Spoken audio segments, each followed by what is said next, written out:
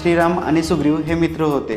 श्रीराम वनवासामध्ये असताना श्रीरामांची ओळख सुग्रीव बरोबर स्वतः हनुमानांनीच करून दिली.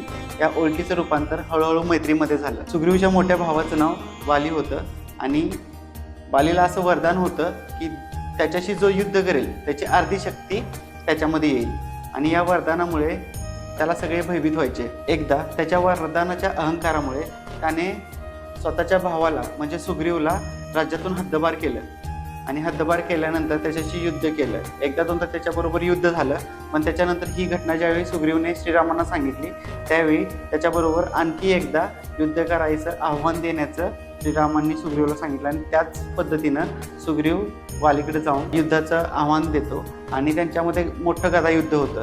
हे गदायुद्ध चालू असताना श्रीराम लांबून बाण मारतात आणि त्या क्षणी वालीचा मृत्यू होतो.